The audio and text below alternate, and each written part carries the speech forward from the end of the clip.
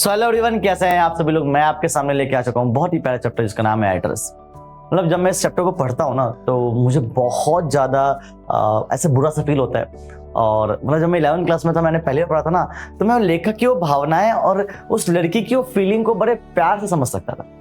मैं पूरी उम्मीद करूंगा कि मैं आपको उसी तरीके से पढ़ाऊं कि आप उस इमोशन को समझ सकें और आपको फील हो वो कि यार कुछ तो है। कोशिश करूंगा बैकग्राउंड म्यूजिक भी लग जाए इसमें ताकि आपको मजा आए। तो आइए बिना टाइम वेस्ट करे स्टार्ट करते हैं चैप्टर द एड्रेस। अब देखो, आपको पता होगा मैं कोशिश करता हूं कि मैं ही नरेट करूं, ठीक है। मैं जो है खुद ही कहानी बताऊं, तो वैसे स्टार्ट करते हैं।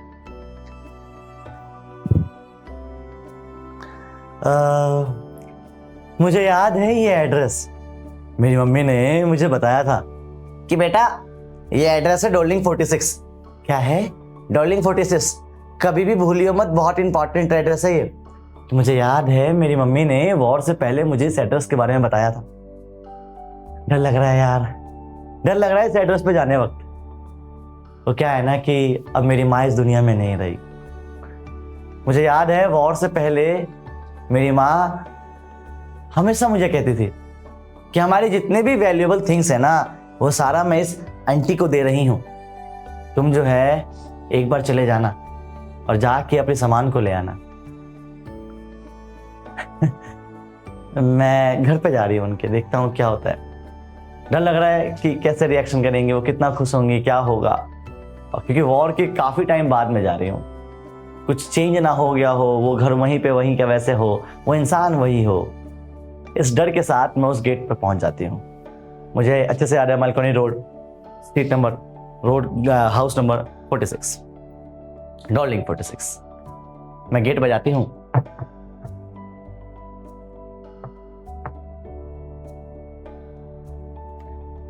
एक लेडी बाहर निकलती है, ग्रीन कलर का गाउन पहन के, गेट से आधा बाहर निकलती है। हाय, मैं मिसेस एस की बेटी हूं। तुम जिंदा हो? हाँ, मैं जिंदा हूं। अब वो ना औरत जो है गेट के और पीछे छुप जाती है। पहले तो इतना थी, फिर इतना छुप जाती है। तुम्हें यहां नहीं आना चाहिए था। मैं तो बस आपसे थोड़ी देर के लिए मिलने आई हूं। मुझे दिख जाता है कि उसने मेरी मम्मी का गाउन पहन रखा है। वो छुपाती है। मुझे दिख जाता है कि मुझे पता चल गया है कि मम्मी का गाउन है, तो अपने आप को छुपाती है। मेरे पास तुम्हें देने के लिए कुछ नहीं है, मुझे बस आपका 5 मिनट चाहिए। कभी और आना, आज नहीं। और वो गेट बंद कर देती है। कभी और आना, आज नहीं। इतने मुश्किल के बाद मैं यहां आई हूं और ये कहती है कभी और आना, आज नहीं।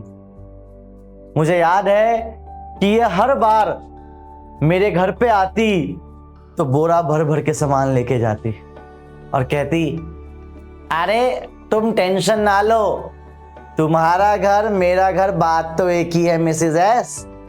जब चाहो तुम ले सकती हो अपना सामान, ये तो मेरे लिए अमानत है, अमानत। आज देखो कह रही है टाइम नहीं है। सही बताऊं, मुझे आना भी नहीं था। मैं तो बस आ गई कि जैसे कि मैं मिल लूं। वैल्यूएबल चीज दी थी, चांदी की चीजें दी थी, कप प्लेट दिया था, हर चीज दी थी मैंने। टेबल से लेके कुर्सी तक, कुर्सी से लेके चेयर तक, हर एक चीज दी थी। कपड़े तक दिए थे मैंने। आज कहती है टाइम नहीं है। मुझे याद है एक बार मैं अपनी मम्मी के साथ चांदी की कुछ चम्मचें साफ कर रही थी, उसको रगड़ रही थी, चमका रही थी। मेरी मम्मी के बहुत खास थे वो। और मुझे ये भी याद है कि जब हम चमका रहे थे, उसके अगले दिन वो औरत आके उस सामान ले जाती है। मैं देखती हूँ मम्मी को देते हुए, तो मैं पहली बार देखती हूँ उस औरत को और पूछती हूँ, मम्मी आपने वो जो आपकी सबसे खास चीज है वो क्यों दे दी? मम्मी रोते हुए बोलती हैं, ये इसका ख्याल रखेगी, और नहीं रखा तो रखेगी, रखेगी, अच्छी औरत है। मम्मी आप ऐसी किसी पे ट्रस्ट कर लेती हो? अरे नहीं नहीं, ये सामान खो भी तो सकता था, चोरी हो सकता था, खराब हो सकता था, उसके पास रहेगा, सही रहेगा। मम्मी को क्या पता था। मैं स्टेशन में पहुंच जाती हूं पर मेरा दिल नहीं मानता। मेरा दिल कहता है कि एक बार चलना चाहिए, एक बार मुझे बस अपनी माँ की चीज़ों को देखना है यार। एक बार चलती हूँ, मैं स्टेशन से वापस आ जाती हूँ क्योंकि ट्रेन आने में अभी कुछ घंटे थे। मैं दोबारा उसी रोड पर जाती हूँ, डॉर्लिंग 46, दोबारा गेट बजाती हूँ। एक लड़की बाहर निकलती है। हाँ जी, क्या चाहिए? वो आपकी मम्मी है क्या? मम्मी तो बाहर गई है मार्केट। आप कौन? मैं उनके जानने वाली हूँ। आ जाओ अंदर आ जाओ। अरे नहीं नहीं नहीं, मैं बाहर। अरे आ जाओ अंदर आ जाओ, कोई बात नहीं, आ जाओ। तो लड़की एक्साइटमेंट में मुझे अंदर बुला लेती है। मैं जैसे ही गेट के अंदर घुसती हूँ, ये सारी चीजें मेरी मम्मी की वैल्यूएबल थिंग्स थी। ओह माय गॉड, मम्मी की इतनी सारी चीजों को देख के मेरे रोंगटे खड़े हो जाते हैं। मुझे एकदम से मेरी माँ मुझे आसपास दिखाई देती है। मैं खो जाती हूँ उन प्लेट्स को देख के। चाय चाय चाय चाय चाय चाय चाय चाय है क्या? क्या चाय पियेंगी आप? हाँ हाँ, बैठिए बैठिए, मैं लेके आती हूँ आपके लिए चाय। मैं उस चेयर पे बैठ जाती हूँ। सामने एक टेबल रखी होती है। उस टेबल को जब मैं देखती हूँ तो मुझे वहां पे एक जला हुआ निशाना याद आता है। मुझे याद आता है ये टेबल वही है जो मम्मी ने दी थी उनको। ये जल गई थी एक बार मोमबत्ती से, ये वही जलने का निशान है। वाह, मैं उस कप प्लेट को देख रही होती हूँ, मैं उस क्रॉकरी को देख रही होती हूँ। वो सब मुझे मेरे पास इतने पास थे। ये वो सब चीजें हैं जो मेरी मम्मी की यादें थी। ये लीजिए चाय। वो चाय जिस प्याली में लेके आती है वो भी मेरी थी। मैं उसको देख रही होती हूँ। अच्छी है ना प्याली? हमारे पास बहुत सारी है, तुम्हें पता है, मेरे पास तो चांदी की भी है। चांदी की? हाँ, यहाँ पे किसी के पास नहीं है। कहाँ से मिली ये सब? मम्मी ने कहा था कि बहुत इंपॉर्टेंट है, हमने कहीं से लेके आए हैं। ओके ओके, रुको मैं दिखाती हूँ तुम्हें। अरे नहीं नहीं, अरे रुको दिखाती हूँ। तो सारी चांदी की चम्मच से सब कुछ मेरे सामने ले आती है। मुझे रियलाइज होता है कि ये सब मेरी मम्मी से बिलोंग करते हैं। मैं यहां नहीं रह सकती, मेरा दम घुटने लग जाता है। मतलब मुझे इतना बुरा लगता है कि नहीं, वो भी कुछ कह रही होती है कि मैं उठती हूँ और भाग आती हूँ। अरे रुको तो, चाय तो पी लो। नहीं नहीं नहीं नहीं, और मैं निकल जाती हूँ। मुझे उस एड्रेस पे आना ही नहीं चाहिए था। हाँ हाँ, मुझे उस एड्रेस पे नहीं आना चाहिए था यार। मुझे इतनी नेगेटिव वाइब आने लग जाती है एकदम से कि सब कुछ मुझे खींच रहा है, सब कुछ मुझे रौंद रहा है। नहीं आना चाहिए था मुझे वापस। मुझे जल्दी इस एड्रेस को भूलना पड़ेगा। हाँ हाँ, मुझे जल्दी इस एड्रेस को भूलना पड़ेगा। और वैसे भी वॉर के बाद, मम्मी के जाने के बाद, मैं एक छोटे से कमरे में रहती हूँ जहाँ पे किचन भी नहीं है। वहाँ पे इतनी वैल्यूएबल चीज़ों का क्या काम? ये सब मेरे किसी काम के नहीं है। जब माँ नहीं है तो माँ की वैल्यू की भी, मतलब माँ की वैल्यूएबल थिंग्स की भी कोई वैल्यू नहीं है, क्योंकि मेन चीज़ तो माँ थी ना। माँ भी नहीं है। मुझे एड्रेस भूलना पड़ेगा। हाँ हाँ, मुझे एड्रेस भूलना पड़ेगा। दैट्स इट गाइस, यही था आपका चैप्टर। आई होप आपको मजा आया होगा। अब बात करते हैं इसके क्वेश्चन आंसर से पहले एक समरी की। ध्यान से देखिएगा। The narrator decided to visit the address. Narrator decide करती है कि उसको उस एड्रेस पे जाना चाहिए। That was given by to her by her mother, जो दिया गया था उसकी मम्मी के द्वारा उसको। Where all her families precious, जहाँ पे जितनी भी फैमिली के प्रीशियस क्या है, वैल्यूएबल थिंग्स हैं, मतलब बिलोंग्स हैं। ठीक है, पोजेसिव क्या होता है? अधिकार। तो उस वैल्यूएबल पोजेसिव चीजों का जो मेरे पास अधिकार था वो सब मम्मी के पास वहां पे है। कहाँ पे? सेफली रखा है मिसेस डॉर्लिंग के घर पे। ठीक है जी, आगे। The first time when the narrator visit, जब फर्स्ट टाइम नरेटर जाती है उस एड्रेस पे, द एड्रेस पे, Mrs Darling behave in the most absurd manner, कि वो जो है बहुत रूखे रूखे मैनर में बिहेव करते हैं कि क्यों आ गया, किस लिए आगे जाओ यहाँ से। She refuse to recognise the narrator, वो मना कर देते कि मैं तुम्हें पहचानते भी नहीं हूँ स्टार्टिंग में। And did not let her enter in the house, कि वो घर में बुलाती भी नहीं है। So the narrator return empty handed, तो नरेटर जो है खाली हाथ चली जाती है। आगे। The narrator's is reminded of her mother Mrs S, narrator अपनी मम्मी को याद करती है who had given this address, जिन्होंने मम्मी ने कई सालों पहले ये एड्रेस दिया था। when they were living in Holland and she saw Mrs. Darling who was introduced to her as an old acquaintance of her mother, जब भी हम पहले होलैंड में रहते थे ना, तो वहां पे मेरी मम्मी ने परिचित कराया था। ठीक है, किसको? मिसेस डॉर्लिंग को मेरी मम्मी ने मुझसे परिचित कराया था कि ये बेटा जानने वाली है हमारी। आगे। The narrator notice many precious items missing from their places. अब ये ओल्ड स्टोरी है। क्या ये ओल्ड स्टोरी कि नरेटर नोटिस करती है कि जितने भी प्रीशियस थिंग्स है मेरे घर में वो गायब हो रही हैं। मिसेस एस टोल्ड है कि that Mrs Darling was helping her, कि जो मिसेस डॉर्लिंग है वो हमारी हेल्प कर रही हैं by taking her table cloth, silver कटले, ठीक है, एंटीक प्लेट्स, लार्ज वेसेस, ठीक है, एंड क्रॉकरी, ये सब अपने पास रख के सेफली कस्टडी में। In case they had to leave the house, अगर हमें अचानक से घर छोड़ के जाना पड़ा तो उसमें वो उन्होंने सेफली रख रखा है। आगे the narrator decide to revisit, narrator divide करते हैं कि मैं दोबारा जाती हूँ the house of the Mrs Dorling, कि मिसेस डॉर्लिंग के घर पे।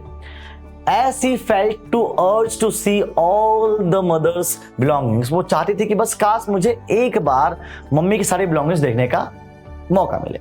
She wanted to touch, उनको टच करना चाहती थी, उनको फील करना चाहती थी और सब कुछ याद करना चाहती थी। आगे ऑन द सेकेंड विजिट, जब वो दूसरी बार जाती है 46 में, मेलकोनी स्ट्रीट एड्रेस है उसका, she could get entered into the house as Mrs. Darling, the Darling's 15-year-old daughter opened the door, कि भी उसकी जब डॉटर खेल खुलती है तो उसको मौका मिल जाता है घर जाने का। Her mother was not at home, उसकी मम्मी जो है घर पे नहीं होती। आगे The girl led her to the living room, कि भैया आ जाओ यहाँ पे रुक जाओ, where to the narrator's dismay things belonging to her mother were arranged in a bad manner, कि भैया वहां पे बहुत बैड मैनर्स में जो है उन सब चीजों को अरेंज कर रखा था। मतलब उन्होंने अपने हिसाब से बहुत अच्छा मैनर कर रखा था, पर मेरे को लगता है उससे अच्छा मैनर हो सकता था वो। आगे Mrs Darling daughter innocently told, बड़ी इनोसेंटली वो बताती है क्या नरेटर को, that they were using all the antique places, crockery, ठीक है, एंड कटले, कि भैया ये सब चीज जो है हम यूज भी करते हैं, जबकि ये उस समय यूज नहीं की जाती थी, बस सजाने के लिए रखी जाती थी। आगे The narrators took an impulsive decisions to leave everything behind as the precious object owned by her mother had lost their value. उसको रियलाइज होता है कि यार जो इतनी प्रीशियस थिंग्स की वैल्यू थी, इन लोगों के घर पे आने के बाद वो वैल्यू कुछ नहीं रहती। यूज कर रहे हैं यार वो लोग, ठीक है, तो वैल्यू कुछ रही नहीं है। Also these object associated with her mother, और ये सारी चीजें जो हमारी मम्मी से लिंक थी, ठीक है, वो जो है बिल्कुल अलग लग रही है क्योंकि मम्मी नहीं है, ठीक है, ऐसा लग रहा है मैं कहीं और ही आ गई हूँ। आगे The narrator decided to forget her past. Narrator decide करती है कि मुझे पास्ट को भूलना चाहिए, as it bought back bitter memories, उसको बहुत बेकार मेमोरीज से वो वापस निकल रही है। Her mother was no more, उसकी मम्मी है ही नहीं। There to revive the pleasant memories, वो चाहती थी कि मतलब कोई प्लीजेंट मेमोरी रिवाइव हो, पर हुई नहीं, इसका अपोजिट हुआ, वो और बुरा फील करती है। द नरेटर वॉक आउट, वो वहां से भाग जाती है उसके घर से, ठीक है। Decided that she would never came back, वो कभी वापस नहीं आएगी उस घर पे, ठीक है, और कभी भी उस मतलब फैमिली की जो बिलोंगिंग्स थी उसको कभी लेने का भी सोचेगी नहीं, ठीक है। As she had no place, क्योंकि कोई जगह ही नहीं रखने की, तो क्या करेगी इसको लेके, ठीक है गाइस, यही था। अब बात करते हैं इसके क्वेश्चन आंसर्स की। What happened when the narrator visit Mrs Dorling for the first time, क्या होता है जब मिसेस डॉर्लिंग के घर पे वो पहली बार जाती है, क्या होता है भैया। आफ्टर द वॉर के बाद the narrator visit Mrs Dorling for the first time, जो पहली बार जाती है एट नंबर 46 मेलकोनी स्ट्रीट, इस एड्रेस पे। But Mrs Dorling denied to recognise, तो मिसेस डॉर्लिंग मना कर देती है भैया तुम कौन, and so no intention to returning for the belongings, और कहते हैं उसको कोई इंटेंशन नहीं होती कि वो अपनी बिलोंगिंग्स को वापस करेगी of the narrator's family, narrator की फैमिली को। Mrs Darling did not even talk to her, वो उससे बात भी नहीं करती कि भैया कुछ खाओगी, क्या करोगी, कहाँ से आई, क्यों, कुछ नहीं करती वो। आगे When did the narrator realize that she was at the right address, उसको कब रियलाइज होता है कि वो सही एड्रेस पे, जब उसकी कपड़े देख लेती है वो, क्या बोल रखा है। The narrator realized that had come to right address when she noticed the Mrs. Darling was wearing, क्या पहन रखा है उसने उसने मम्मी की ग्रीन कलर की कार्डिगन पहन रखा है, तो भैया उससे लग जाता है कि हाँ ये मम्मी का ही है, सही एड्रेस है। इट्स वुडन बटन, भैया उसके जो है वुडन लकड़ी के जो बटन थे, ठीक है, और जो है बिल्कुल पेल्ड हो गया था वॉश करते करते, इन द सेंस जिसकी स्पार्क था, जो उसकी चमक थी वो बिल्कुल खराब हो चुकी, इतना धो दिया था उसे। आगे Why did Mrs. Darling refuse to even talk to the narrator? आखिर क्यों मिसेस डॉर्लिंग जो है वो बात करना भी नहीं चाहती थी, डर लगता था ना कि सामान लेके गई तो इंसानियत तो थी नहीं उसके पास। मिसेस डॉर्लिंग वॉज सेल्फिश, वो बहुत सेल्फिश है, and wanted to permanently keep Mrs. S valuable things. तो अगर आप इस वर्ड्स पोजेशंस होता है, इस वर्ड से अगर आप फेमिलियर नहीं हो तो आप थिंग्स लिख सकते हो, कोई फर्क नहीं पड़ता। तो भैया वो जो है उसकी वैल्यूएबल थिंग्स को चाहती नहीं थी कि वापस करे। दैट इज वाई, इसी वजह से at the beginning of the war के पहले वो सजेस्ट करती है क्या कि मिसेस एस जो है वो सारी चीजें हमें दे दे आइटम्स को, ठीक है। In fact she physically carry them to her house, उसको रखेगी। So when the narrator return, जब वापस आएगी वो क्या करेगी, वो जो है वापस कर देगी उसको, ठीक है, बिलोंगिंग्स, तो पर वो रिफ्यूज कर देती है कि भैया कौन हो तुम, वापस दूर की बात आगे। What had the narrator noticed during her visit to the house during the first half of the war? क्या नोटिस करती है वो जब वो फर्स्ट हाफ देख लेती है वॉर का? During the first half of the war, when the narrator was home for a few days, वो देखती है क्या? It struck her immediately that something had changed about the room. कुछ तो मिसिंग है घर में, सारी चीजें चली गई ना उसके घर पे। She missed various things like the table cloth, silver cutlery, सब कुछ जो है मिस करती है। डाइनिंग रूम सब सारी लार्ज आइटम, छोटे आइटम, सब कुछ जो है वो मिस करती है एंटीक प्लेसेस को, तो वो जो है उसको नोटिस हो जाता है। आगे दैट्स इट गाइस। जी हाँ, यही था आपका चैप्टर। आई होप आपको मजा आया होगा और आज ही जुड़िए रैंक प्लस से, क्योंकि रैंक प्लस जो है आपके सपनों को हकीकत में बदलता है। अगर आप चाहते हो कि भैया आप अच्छे नंबर लेके आओ, आप चाहते हो कि यार एक ऐसे डेडिकेटेड टीचर मिले जो पूरे साल आपको पढ़ाएं, तो भैया बस और बस ये वीडियो और ये चैनल आपके लिए है। तो अभी जाइए, चैनल को लाइक कीजिए, सब्सक्राइब कीजिए। तब तक के लिए जय हिंद, जय Bharat, bye bye, take care, good night, bye.